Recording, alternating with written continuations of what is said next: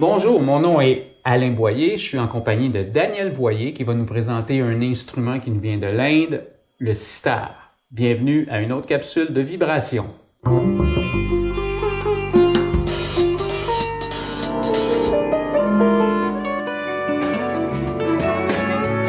du haut des montagnes fatiguées, les yeux détournent. Bonjour Daniel. Salut Alain. Alors, tu vas nous présenter cet instrument-là qui est ton nouveau dada. Ouais. Suite à un voyage, je crois? Ouais. Fait que c'est ça, je suis allé en Inde. En fait, ça fait 3 ans.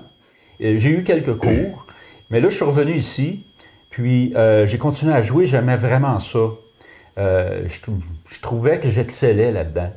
Puis c'est un instrument qui est très intérieur. Il vient chercher... c'est facile de s'exprimer en improvisant dessus.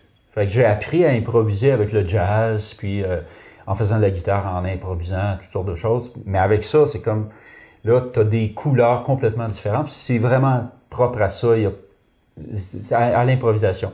Fait que je trouvais que je commençais je trouvais des choses que je faisais, que je pratiquais, puis je remarquais que à force d'en faire, puis de devenir meilleur à jouer le sitar, que je rejoignais un petit peu ce qu'eux font. Mais dans la forme, j'ai pas de forme indienne à jouer, comme les ragas, des alap. Je sais pas vraiment comment on aborde ça, mais je vois que les sons indiens, les étirements... Tu sais, là, j'ai pas le pic, ça c'est une autre affaire aussi, je vais me l'installer, je vais en parler.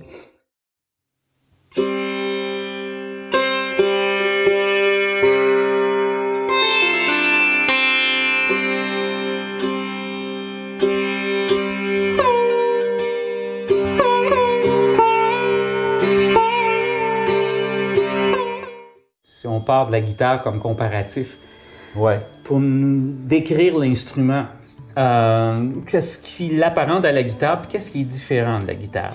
Ah, OK. Écoute, ce qui l'apparente, c'est les cordes. C'est un instrument à cordes. Alors, il y a des cases. On compte 4 cordes. Il y a 4 cordes qui sont résonateurs.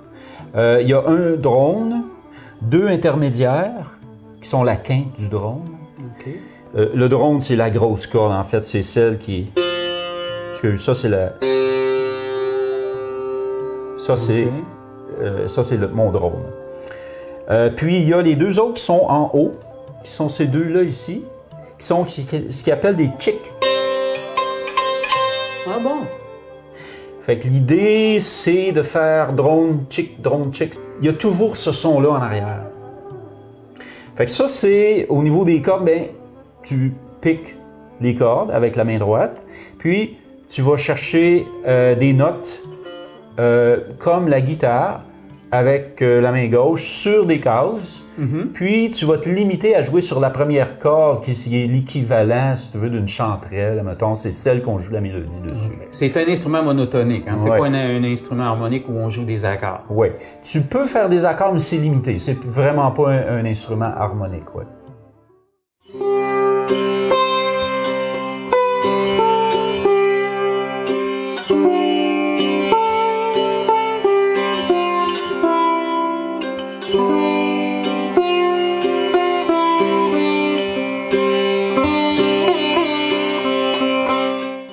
Les cases, si tu as remarqué, sur une guitare, on va avoir des cases appuyées sur un manche en bois. Oui.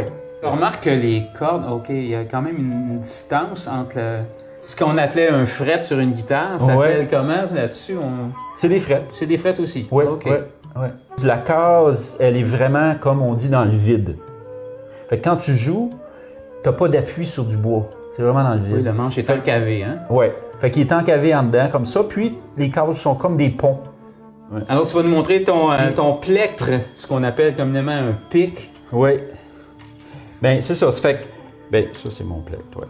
J'en ai 3, je les mets ici. Fait que ce qui arrive, c'est ça. C'est que Le plect ici, c'est un morceau en métal. Je ne sais pas si on voit. Oh, ça a l'air d'un morceau de corde d'épingle à linge déflaboxé. Exactement. Fait que ça, ben, ça rentre sur le doigt, comme ça, l'index. Puis ça, eux le font comme ça aussi en Inde. Fait que ça rentre comme ça fait que ça nous permet de jouer sur les cordes en métal sans briser ses ongles, quoi. Puis, étant donné que c'est un instrument très avec des cordes en métal qui doivent résonner, c'est important d'être métal sur métal pour avoir ce son-là. D'accord. Ah oui, plus le fret en métal. Ouais. Fait que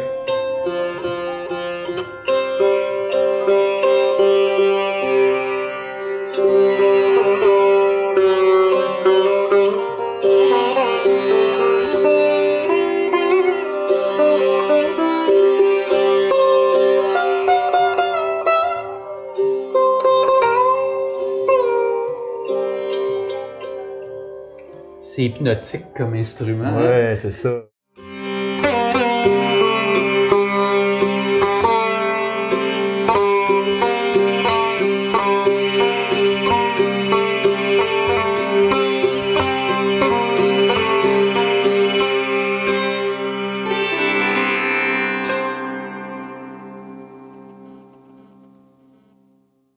Mais ce qui est ingénieux, c'est qu'il utilise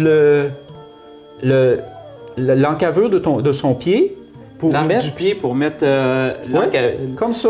Ah oui. Alors, là, j'ai des bas parce qu'il fait genre moins 10 dehors. Mais, La première neige, hein? c'est ça, mais normalement, ils vont avoir... Mettons, je l'enlève. Ils vont mettre ça. Fait que là, le pied, ben c'est de la peau, ça fait que ça tient bien. Tu vois, comme là, je suis à l'aise, là, comme ça. Comme ça. Puis ça bougera pas. Fait que je le tiens ici comme ça. Je suis à l'aise. La position, c'est que j'ai mon pouce ici tout le temps. Puis on joue seulement avec l'index D'accord. et le plect en métal. Fait que c'est...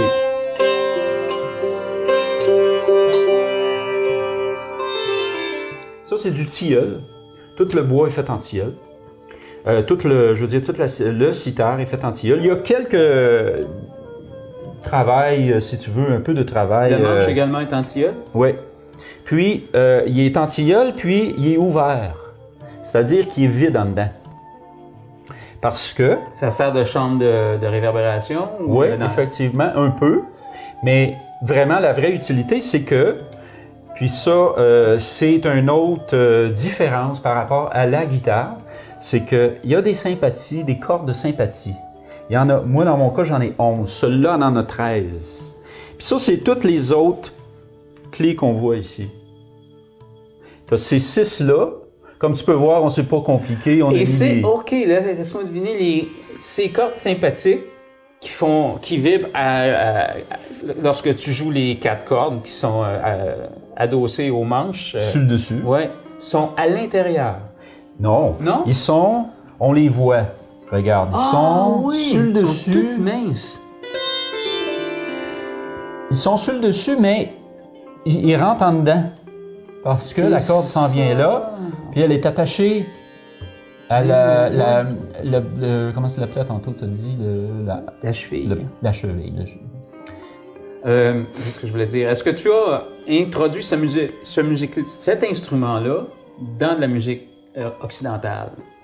Est-ce que tu as tâté de l'amalgame un petit peu avec, je sais pas, du jazz ou du rock, le mettre dans un contexte plus de l'Ouest? Ouais. Ben, en fait, quand je joue, étant donné que j'ai pas personne qui est spécialiste en musique indienne, ben moi, ce que je vais faire, je vais jouer avec les gens pareils, là. Mais, on fait un jam en quelque part avec des gens. J'ai joué avec mon fils, pianiste, avec sa gang de musiciens. Fait que j'ai une contrebasse. Ah, ça, c'est le fun! Ouais, c'est génial. Puis eux autres, ils adorent ça, là. Ouais, d'ailleurs, je fais des cours de yoga, musique live et yoga. Puis, avec ta conjointe? Avec ma conjointe, qui donne des cours de yoga. Puis, les gens adorent. À la fin, j'apporte mon set de gong, qu'on voit en arrière ici.